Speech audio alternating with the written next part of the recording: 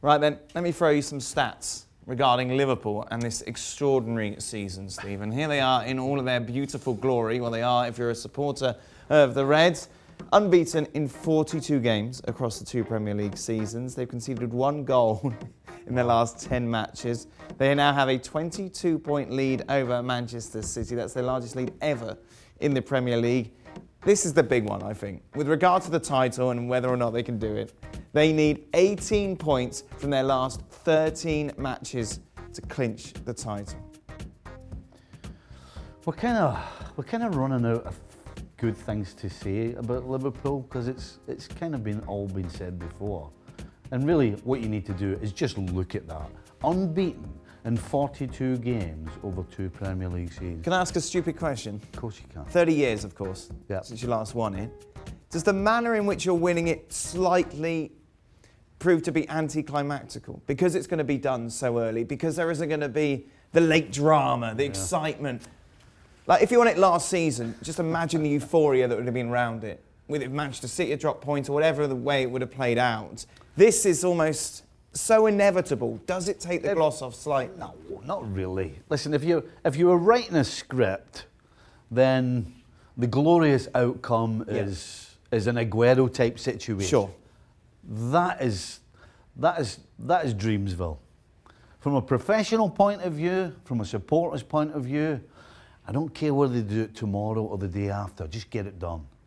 It's 30 years, as you said. And right now, the only thing we're worried about is just ploughing on, keep racking the points up. And from a Liverpool point of view, who cares when it's done? If you want to say winning it by sometime in March is anticlimactic, well, you know what? Carry on, because it won't be when it happens. Will this help or hinder their Champions League defence? I was actually thinking about that earlier today. I know when we back in the early 80s, we won with 4 or 5 games to go. And it really did take the edge away. You know, when you're stepping on the field and it's all done and dusted, there's definitely something missing. Right. And of course, if Liverpool are in the late stages of the Champions League and you kind of back off with particularly what you're doing in training, you might lose that little edge. So I would say that's the one thing they have to be careful of, is not losing the edge that they have right now and they've had for the last, 42 games? And you look at the Southampton game yesterday, it's the first time we had the chance. Southampton played that badly. Yeah, no, they had a couple of chances. Again, another stat we pulled up there, you know, they've lost 1 goal in 10 games. Yeah. And really that has to do with, 1, Virgil van Dijk, and 2, Alisson in goal. I never think he's going to get beaten. I never.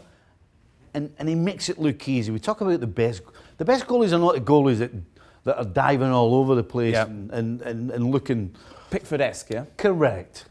The best goalies, I mean, you hardly even notice Alisson's playing. Because when somebody does happen to get a shot at goal, he's always in the right spot.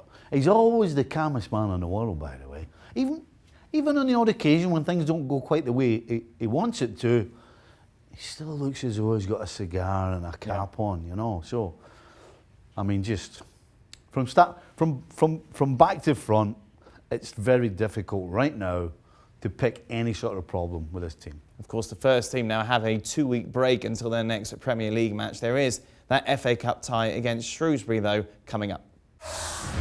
Well, thank you very much for watching ESPN on YouTube. For more sports highlights and analysis, be sure to download the ESPN app. And for live streaming, premium content, and let's not forget as well, ESPN FC 7 days a week. Subscribe to ESPN+.